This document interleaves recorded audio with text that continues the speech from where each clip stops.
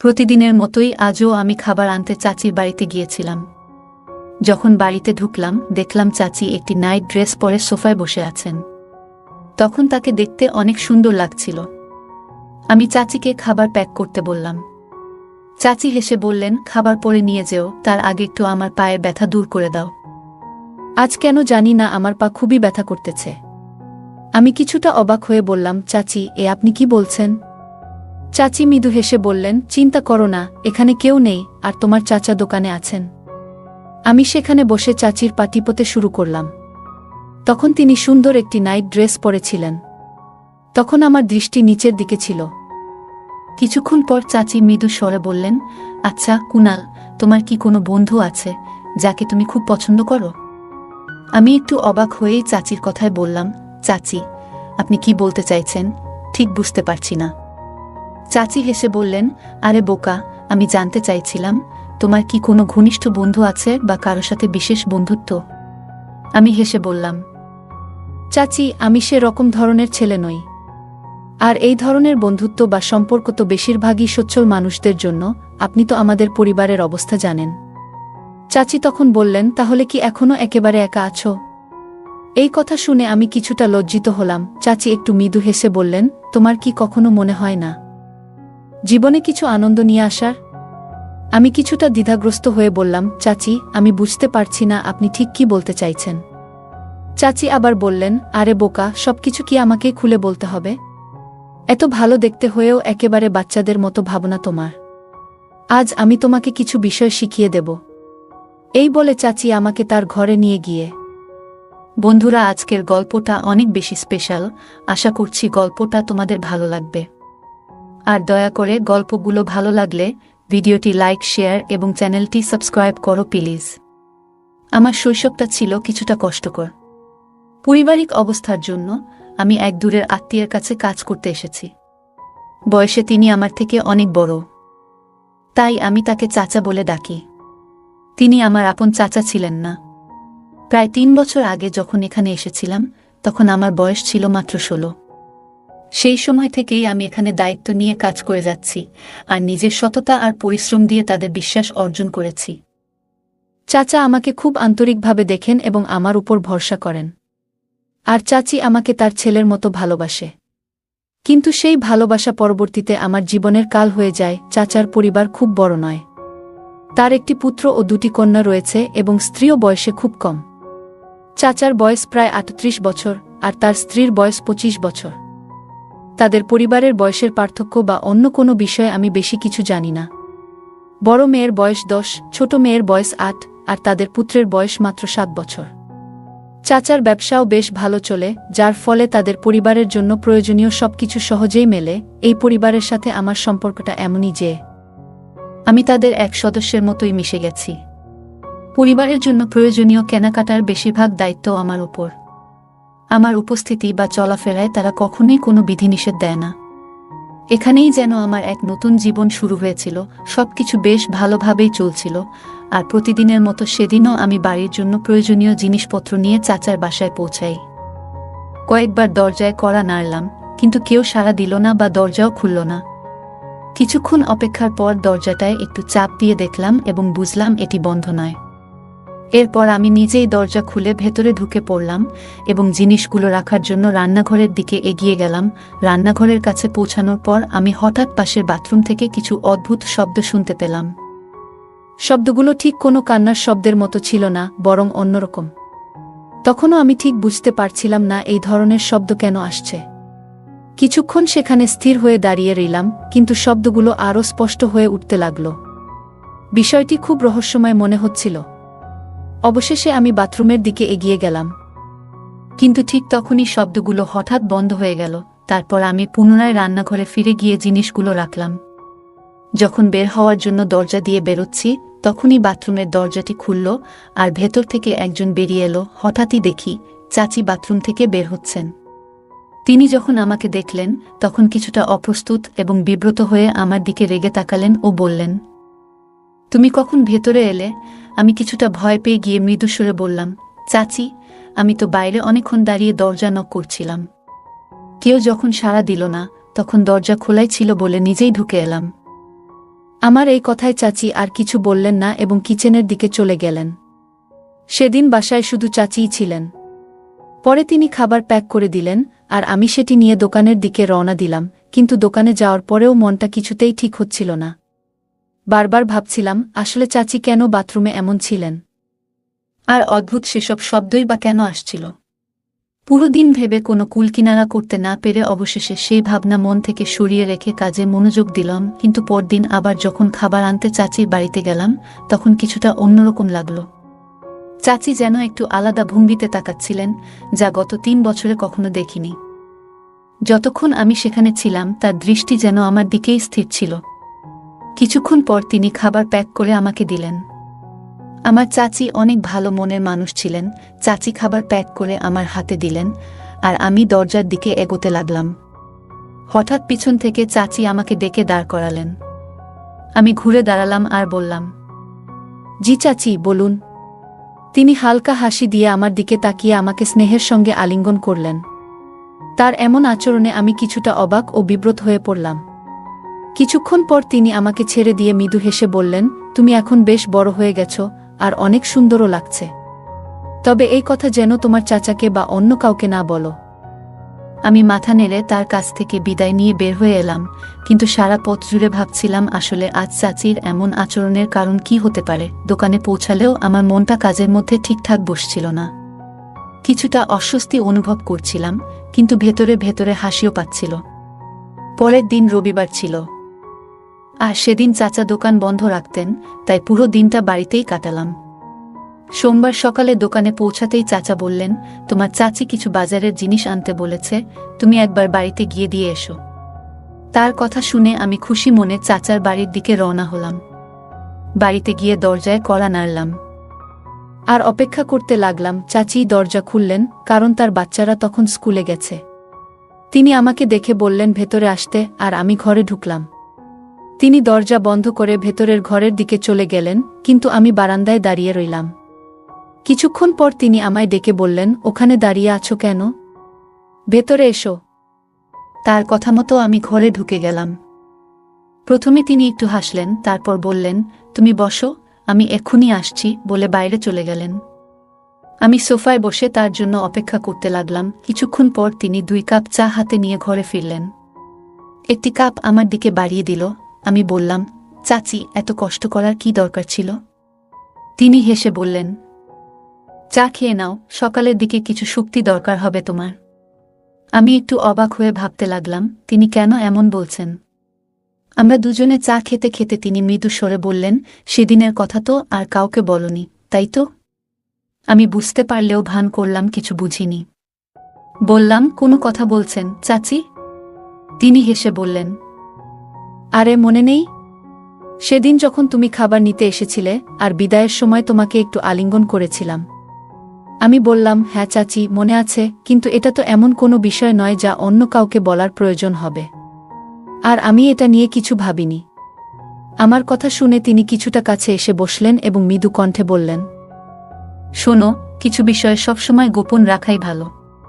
কারণ তোমাকে আমি যা করতে বলবো সেটা যেন কোনোভাবেই বাইরের কেউ জানতে না পারে। তার এই কথায় আমি কিছুটা অবাক হলাম এবং মনোযোগ দিয়ে তার কথা শুনতে লাগলাম, কিন্তু মনে নানা প্রশ্নের জন্ম হচ্ছিল। আসলে কি কাজের জন্য তিনি আমাকে এমনভাবে সতর্ক করছেন?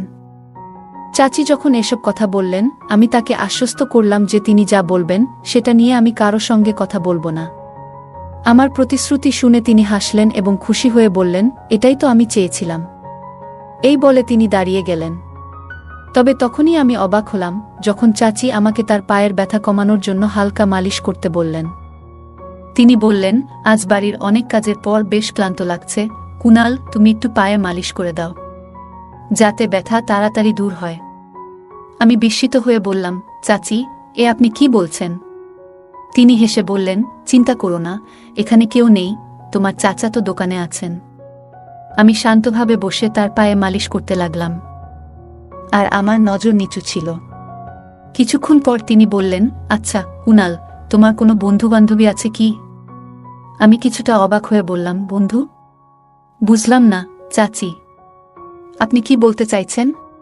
তিনি মৃদু হাসিতে বললেন, আরে বোকা, মানে কোনো বিশেষ বন্ধু আছে কি যাকে তুমি একটু বেশি পছন্দ করো? আমি কিছুটা লজ্জা পেয়ে বললাম, চাচি, আমি সে ধরনের মানুষ নই, আর তাছাড়া আমাদের আর্থিক অবস্থাও তো আপনার জানা, এসব বিষয়ে বড়লোকদের জন্য। চাচির প্রশ্নের আমার এমন সরল উত্তর শুনে তিনি হেসে উঠলেন, আর আমি তার কথাগুলো ভেবে কেমন একটা অদ্ভুত অনুভূতি করতে থাকলাম। আমার চাচি অনেক ভালো মনের মানুষ ছিলেন, আর তিনি অনেক সুন্দরও ছিলেন, কিন্তু আমি তাকে কখনো সেভাবে দেখিনি। আমি তাকে আগে থেকেই অনেক সম্মান করতাম। চাচি বললেন, তাহলে তুমি এখনো অবিবাহিতই রয়ে গেছ? এই বলে তিনি হাসতে লাগলেন। তার কথা শুনে আমি কিছুটা লজ্জায় পড়ে গেলাম। এরপর তিনি জিজ্ঞাসা করলেন, আচ্ছা, তোমার কি কখনো মনে হয় না যে কারো সঙ্গে বিশেষ সম্পর্ক থাকা উচিত, যেমন বেস্ট ফ্রেন্ড? আমি অবাক হয়ে বললাম, চাচি, আপনি কি বলছেন? আমি কিছু বুঝতে পারছি না। তিনি হাসি দিয়ে বললেন, তোমার মধ্যে এখনো বুঝতে শেখার বয়সটাই আসেনি। তুমি তো দেখতে শক্ত সমর্থ, কিন্তু মনটা এখনো বাচ্চাদের মতো। আমি তার কথায় কিছুটা ঘাবড়ে গিয়েছিলাম। বললাম, চাচি, দেরি হয়ে যাচ্ছে, দোকানে যাই। কিন্তু তিনি হেসে বললেন, এত তাড়াহুড়ো কিসের? একটু বসো। এই বলে আমাকে কাছে টেনে নিলেন এবং বললেন, তুমি কি জানো তোমার চাচা কতটা বয়স্ক? আমাদের মধ্যে বয়সের কত ফারাক। এই বলে তিনি একটু নীরবে আমার দিকে তাকালেন এবং বললেন, একটু পায়ের ব্যথা হচ্ছে, তাই একটু তেল দিয়ে মালিশ করে দেও। আমি কিছুটা সংকোচ বোধ করলেও তার কথায় সম্মতি জানালাম। তিনি তখন আরাম করে বসে বললেন, শরম কিসের? একটু তেল দিয়ে মালিশ করে দেও। আজকে বাড়ির অনেক কাজ করেছি তো তাই। তার এই সরল ও হাস্যোজ্জ্বল কথাগুলো শুনে আমি কিছুটা দ্বিধায় ছিলাম, তবে সেই মুহূর্তে বুঝতে পারছিলাম না কিভাবে প্রতিক্রিয়া দেখাবো। চাচি আমার চুলে আলতো করে হাত বুলিয়ে বললেন, তোমার চাচা তো সারাদিন কাজ করে ফিরে এসে ঘুমিয়ে পড়েন, আমার কথা ভাবেন না? আমি এখনো বেশ তরুণী, আমার জন্য তো জীবনে কিছু আনন্দ থাকা উচিত, বলো? তার কথা শুনছিলাম, কিন্তু পুরোটা যেন মাথায় ঢুকছিল না। হঠাৎ তিনি আমার হাত ধরে আমাকে পাশে বসিয়ে নিলেন। তার পাশে বসে থাকতে অদ্ভুত একটা অনুভূতি হচ্ছিল, আর তার নানা ধরনের কথা শুনে যেন ভিতরে কিছুটা অস্বস্তি কাজ করছিল। এক সময় অনুভব করলাম যেন নিজেকে পুরোপুরি সামলে রাখতে পারছি না, এবং অস্থিরতার মাঝে একটু ঘামতে শুরু করলাম। তবে চাচির মুখে আনন্দের আভাস স্পষ্ট ছিল। তিনি হাসি দিয়ে বললেন, অনেকদিন পর মনে হচ্ছে মনটা একটু শান্তি পেল তোমার সাথে কথা বলে। কুনাল, তুমি নিশ্চয়ই ভালো আছো? তার এই প্রশ্নের জবাবে আমি নিরুত্তর থেকে নিচের দিকে তাকিয়ে রইলাম। মনে হচ্ছিল এই অভিজ্ঞতায় আমার ভেতরের অনেক কিছুই বদলে গেছে। পরদিন যখন আমি আবার খাবার আনতে চাচির কাছে গেলাম, তার ব্যবহার এবং কথাবার্তা আগের দিনের মতোই যেন কিছুটা আলাদা লাগছিল। চাচি এই ব্যাপারটা আগেই ভাবনায় রেখেছিল, এবং তারপর সময় কিভাবে চলে গেল বুঝতেই পারলাম না। তবে এখন মনে হচ্ছিল বেশ ভয় লাগছে, কারণ ভাবছিলাম চাচা তো অপেক্ষা করছেন। এত দেরি হওয়ার কারণ কি বলবো, সেই চিন্তা নিয়ে চাচির সঙ্গে কথাটা তুললাম। বললাম, চাচা তো জানতে চাইবেন এত সময় কোথায় লাগালে। চাচি আমার কথা শুনে হেসে বলল, তুমি একদম চিন্তা করো না। আমাকে যদি চাচা কিছু জিজ্ঞাসা করেন, তাহলে বলবে যে আমার শরীরটা ভালো ছিল না, তাই ওষুধ আনতে তোমাকে দোকানে পাঠিয়েছিলাম। রান্নাটাও তখনও হয়ে ওঠেনি, সেই জন্য দেরি হয়ে গেছে। চাচির পরিকল্পনা শুনে আমি বেশ নিশ্চিন্ত হলাম, কারণ এটা শুনলে চাচা বুঝতে পারতেন যে সত্যি একটু দেরি হয়েছিল। খাবার নিয়ে দোকানে পৌঁছলাম। সেখানে বেশি লোকজন ছিল না। চাচা আমাকে খুব মনোযোগ দিয়ে দেখছিলেন। তিনি প্রশ্ন করতেই আমি চাচির বানানো গল্পটাই বলে দিলাম। চাচাও সেটা সহজেই মেনে নিলেন এবং শান্ত মনে খেতে বসে গেলেন। তবে কেন যেন আমার মধ্যে এক ধরনের অপরাধ বোধ তৈরি হচ্ছিল। মনে হচ্ছিল ভাইয়ার প্রতি আমি সৎ থাকতে পারিনি, কিছু একটা লুকিয়েছি। পরের দিন যখন খাবার আনতে গেলাম, চাচিকে দেখে মনে হলো তিনি খুব খুশি। আজ যেন তার মধ্যে অন্যরকম এক উচ্ছ্বাস ছিল। তবে আমি কোনো কথাই বলিনি, চুপচাপ দাঁড়িয়েছিলাম। মনে হচ্ছিল যেন চাচার প্রতি আমার কর্তব্যবোধের ঘাটতি থেকে গেছে। হয়তো এ কারণেই চাচির সঙ্গে কথা বলতেও কিছুটা অস্বস্তি হচ্ছিল। তিনি হাসি মুখে আমার দিকে তাকিয়েছিলেন, কিন্তু আমার এভাবে চুপচাপ থাকা দেখে কিছু জিজ্ঞাসা করলেন না। যখন খাবারের টিফিন আমার হাতে তুলে দিলেন, তখন হঠাৎ বললেন, কুনাল, আজকে খুব চুপচাপ দেখাচ্ছে তোমাকে। কি হয়েছে? আমি বললাম, না। তেমন কিছু নয়। তখন চাচি হেসে বললেন, কাল তুমি যে ভালোবাসা দিয়েছ তার জন্য আমি খুবই কৃতজ্ঞ। তিনি আরও যোগ করলেন, দেখো, আমাদের শুধু একে অপরের প্রয়োজনের দিকে খেয়াল রাখতে হবে। এই কথা বলে তিনি আমার পকেটে 1000 টাকার একটা নোট ঢুকিয়ে দিলেন। আমি কিছুটা বিস্মিত হয়ে চাচির দিকে তাকালাম। তিনি বললেন, আমরা দুজনেই একে অপরের প্রতি খেয়াল রাখব, আর অন্য কোনো চিন্তা মাথায় আসতে দেব না।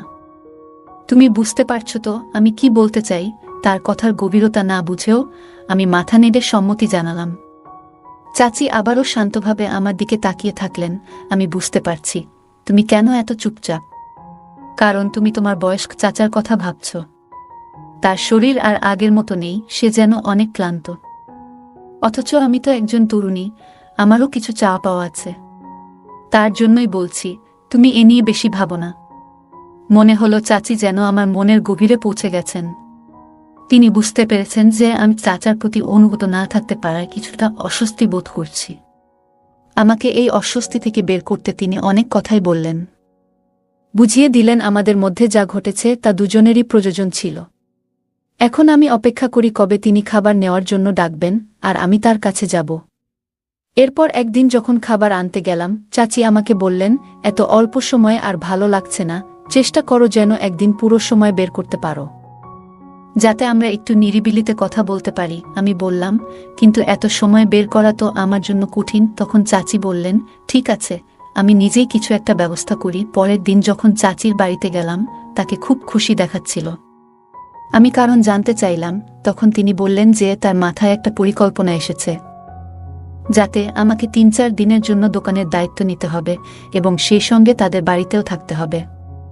আমি চাচির কাছে জিজ্ঞাসা করলাম, কিন্তু এটা কিভাবে সম্ভব? তখন তিনি বললেন, তোমার চাচাকে আমি কয়েকদিনের জন্য অন্য শহরে পাঠাতে পারি। তার বড় ভাই বেশ কিছুদিন ধরে অসুস্থ, আর তোমার চাচার দোকান এবং বাড়ির দায়িত্বে থাকার কারণে সেখানে যেতে পারছে না। আমি দোকানের সব কাজ ভালোভাবে জানতাম, আর বাড়িতে থাকা আমার জন্য কোনো সমস্যা ছিল না। তাই আমি রাজি হয়ে গেলাম। চাচি বললেন, ঠিক আছে, আমি আজ রাতেই তোমার চাচার সঙ্গে কথা বলবো। তবে যদি তিনি তোমাকে কিছু জিজ্ঞাসা করেন, এমনভাবে বলো যেন তুমি আগে কিছুই জানো না। বিষয়টা যেন নতুন করে শুনলে মনে হয়। আমি তাকে আশ্বস্ত করলাম, আপনি চিন্তা করবেন না, আমি ঠিক এমনটাই করব। পরদিন যখন দোকানে গেলাম, চাচা আমাকে কাছে ডেকে বললেন, তুমি কি আমার অনুপস্থিতিতে দোকানটা সামলাতে পারবে? আমি অবাক হয়ে জিজ্ঞাসা করলাম, আপনি কি কোথাও যাচ্ছেন? তিনি বললেন, হ্যাঁ, 2-3 দিনের জন্য অন্য শহরে যাচ্ছি। আমি তাকে নিশ্চিন্ত করে বললাম, আপনি নিশ্চিন্ত থাকুন, আমি দায়িত্ব নিয়ে সব সামলে নেব। তিনি তেমনি ভরসা করছিলেন, কারণ জানতেন আমি সব কাজ বুঝি। কিছুক্ষণ চুপ থাকার পর তিনি বললেন, দোকানের চেয়ে বাড়ির ব্যাপারে বেশি চিন্তা হচ্ছে, কারণ বাড়িতে একজন পুরুষের উপস্থিতি প্রয়োজন। তাই আমি চাই যে এই কদিন তুমি আমাদের বাড়িতেই থাকো। আমি চাচার মুখের দিকে তাকিয়েছিলাম। কিছু বলার আগেই তিনি আবার বললেন, তোমার বাড়িতে যদি কোনো সমস্যা না হয়, তবে তুমি এই কটা দিন আমাদের বাড়িতে থেকেই রাত কাটাও। আমি হেসে বললাম, আপনি কেমন কথা বলছেন? আমার বাড়ির লোকজন এতে কোনো আপত্তি করবে না। আপনি যেটা বলছেন সেটাই করব। তিনি আমার কথায় খুশি হলেন, যেন তার চিন্তাটা দূর হলো। চাচার মুখ দেখে মনে হলো যেন তার কাঁধ থেকে বড় একটা ভার নেমে গেছে। তিনি জানালেন যে তিনি আগামীকাল বড় ভাইয়ের খোঁজ নিতে রওনা হবেন। সেদিন দুপুরে যখন খাবার আনতে গেলাম, আমি চাচিকে এই সুসংবাদটা জানালাম। চাচি এতটাই খুশি হয়ে গেলেন যে তার আনন্দ থামছিল না। সন্ধ্যায় দোকান বন্ধ করার পর চাচা দোকানের চাবি আমার হাতে দিয়ে বললেন যে তিনি 3 দিনের জন্য বড় ভাইয়ের কাছে যাচ্ছেন এবং 4র্থ দিন ফিরে আসবেন। তারপর আমাকে বললেন, তুমি যেন কাল তোমার বাড়ির লোকজনকে জানিয়ে দাও যে এই কদিন আমাদের বাড়িতেই থাকবে। আমি মাথা নেড়ে সম্মতি জানালাম। বাড়ি ফেরার সময় পরবর্তী কয়েকটা দিনের কথা চিন্তা করে মনে অনেক উত্তেজনা কাজ করছিল, আর সেই উত্তেজনার জন্য রাতে ঠিকমতো ঘুমাতেও পারলাম না। পরদিন সকালে গোসল সেরে দুজোড়া জামাকাপড় গুছিয়ে নিয়ে বাড়ির লোকদের জানিয়ে দোকানে গেলাম। সারাদিন দোকানেই ছিলাম। দুপুরের খাবার কাছের একটি হোটেল থেকে আনালাম এবং অধীর আগ্রহে সন্ধ্যার অপেক্ষা করতে থাকলাম। সন্ধ্যা হতেই দোকান বন্ধ করে চাচার বাড়িতে গেলাম। সেখানে গিয়ে দেখি চাচি বসার ঘরে বসে মুভি দেখছেন, আর তার 2 মেয়ে মাটিতে বসে পড়াশোনা করছে এবং ছেলে তার খেলনা নিয়ে খেলছে। চাচিকে বেশ খুশি মনে হচ্ছিল। প্রথমেই দোকানের সমস্ত হিসাবের কথা চাচিকে জানিয়ে দিলাম এবং সমস্ত টাকাও তার হাতে তুলে দিলাম। তারপর চাচি আমার হাতে দোকানের টাকার হিসাব নিয়ে নিলেন এবং আমার জন্য খাবার গরম করে টেবিলে সাজিয়ে দিলেন। আমি খাওয়া শেষ করার পর চাচিও পাশের সোফায় এসে বসে পড়লেন। তিনি বললেন, এই বাড়িটা নিজের মতো করে ভাবো। কিন্তু বড় মেয়ে বইয়ের পাতার ফাঁক দিয়ে বারবার আমার দিকে তাকাচ্ছিল। চাচির সন্তানরা আমাকে চিনত এবং আমার সাথে বেশ স্বাচ্ছন্দ্য বোধ করত। তবে এটা প্রথমবার আমি এই সময়ে তাদের বাড়িতে এসেছি, তাই হয়তো কিছুটা অবাক হয়েছিল। চাচার বড় মেয়ে বেশ বুদ্ধিমতী, সে জানত তার বাবা বাড়িতে নেই, তাই আমি এখানে থাকব যতদিন না তিনি ফিরে আসেন। আমি কিছুক্ষণ বসেছিলাম, হঠাৎ চাচির ছেলে তার খেলনা ফেলে আমার কোলে উঠে এলো। আমার কোলে কিছুক্ষণ খেলার পরই ঘুমিয়ে পড়ল। চাচি ছেলেটিকে নিতে আমার কাছে এলেন, আর আমি চাচির মেয়ের দিকে তাকালাম যে সে মায়ের এই ঘনিষ্ঠতা লক্ষ্য করছে কিনা। তবে সে নিজের কাজে ব্যস্ত ছিল। ছেলেটিকে কোলে তুলে নিয়ে চাচি বললেন, চলো তোমার ঘরটা দেখিয়ে দিই। আমি চুপচাপ উঠে তার পেছনে চললাম। তিনি প্রথমে তার ছেলেকে নিজের ঘরে শুইয়ে দিলেন। তারপর এক ঘর ছেড়ে পাশের কক্ষের দরজা খুলে বললেন, এটাই তোমার ঘর। চাচি হাসি মুখে বললেন, এখানে কেউ তোমাকে বিরক্ত করবে না, শুধু আমি ছাড়া, বলে তিনি এক চোখ টিপ দিলেন। আমি মৃদু হেসে তার দিকে তাকালাম। আমার পাশের ঘরটাই ছিল তার মেয়েদের থাকার ঘর। ঘরটা দেখে আমরা আবার ড্রয়িং রুমে ফিরে এলাম। চাচি আর আমি বিভিন্ন বিষয়ে গল্প করতে করতে সময় কাটালাম। রাত 10টার দিকে চাচি তার মেয়েদের ঘুমাতে যেতে বললেন। আমিও ঘুমানোর কথা বলে উঠে দাঁড়ালাম, যদিও সত্যি ঘুমানোর ইচ্ছে ছিল না। আসলে মেয়েদের দেখানোর জন্যই ঘুমানোর ভান করেছিলাম। আমি নিজের ঘরে শুয়ে পড়লাম, কিন্তু রাত প্রায় 12টা নাগাদ দরজায় হালকা শব্দ শুনলাম। অবাক হয়ে দেখি চাচি ঘরে ঢুকলেন। কাছে এসে বললেন, আমার ঘরে একটু এসো। তিনি আমাকে তার ঘরে নিয়ে গেলেন এবং দরজাটা বন্ধ করলেন। কিছুক্ষণ পরে চাচা আচমকা ঘরের এক কোণ থেকে বেরিয়ে এলেন। চাচা এসে আমার দিকে রেগে তাকালেন এবং পাশে দাঁড়িয়ে থাকা চাচিকে সরিয়ে দিলেন। চাচা কিছুদিন ধরেই আমাদের উপর সন্দেহ করছিলেন, যদিও তার সন্দেহের কারণটা তখনও আমি পুরোপুরি বুঝতে পারিনি। প্রায় দোকানে খাবার পৌঁছে দিতে আমার একটু দেরি হয়ে যেত। তবে সেটা নিয়ে যে চাচা এতটা সন্দেহ করবেন তা ভাবতে পারিনি। তিনি আমাদের প্রতিটি পদক্ষেপের দিকে নজর রাখছিলেন এবং পরিস্থিতি বোঝার চেষ্টা করছিলেন। একদিন রাতের বেলা আমরা যখন একসঙ্গে কথা বলছিলাম, তখন চাচা হঠাৎ আমাদের সামনে এসে দাঁড়ালেন। চাচা প্রচণ্ড রেগে গিয়ে আমাকে ধমক দিলেন, তুমি এই মুহূর্তে বাড়ি ছেড়ে বেরিয়ে যাও। তার চোখে এক ধরনের হতাশা আর ক্ষোভের ছাপ স্পষ্ট ছিল, যেন আমার প্রতি তার সকল বিশ্বাস হারিয়ে গেছে। চাচি আমাদের দিকে অপার বিস্ময়ে তাকিয়ে রইলেন। মনে হচ্ছিল এই দৃশ্যটি যেন তার কাছে সম্পূর্ণ অচেনা। আমি চুপচাপ নিজের জিনিসপত্র গুছিয়ে নিলাম। মাথার ভেতরে একের পর এক চিন্তা ঘুরপাক খাচ্ছিল। মনে হচ্ছিল এতদিনের সম্পর্ক, এতটা ভালোবাসা সব এক মুহূর্তেই ভেঙে গেল। বাড়ি থেকে বের হয়ে আমি অনুভব করলাম আমার পরিচিত জীবন থেকে আমি যেন বিচ্ছিন্ন হয়ে গেছি। এরপরের দিনগুলোতে জীবন আমার জন্য আর আগের মতো থাকল না। কাজ হারালাম, আশ্রয় হারালাম, এমনকি জীবনের প্রতি আমার সমস্ত আস্থা হারিয়ে যেতে লাগল।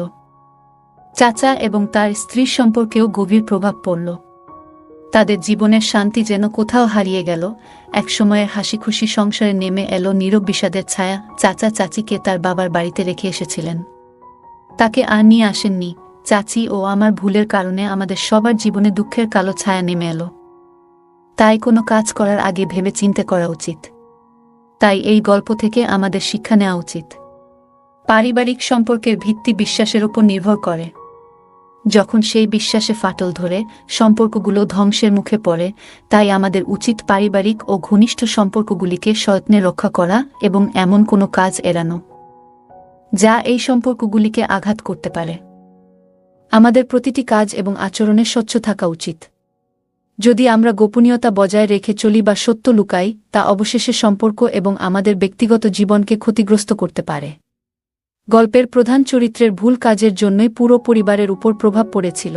আমাদের প্রতিটি কাজেরই একটি পরিণাম থাকে, যা শুধু আমাদের নয়, আশেপাশের মানুষদের উপরও প্রভাব ফেলে।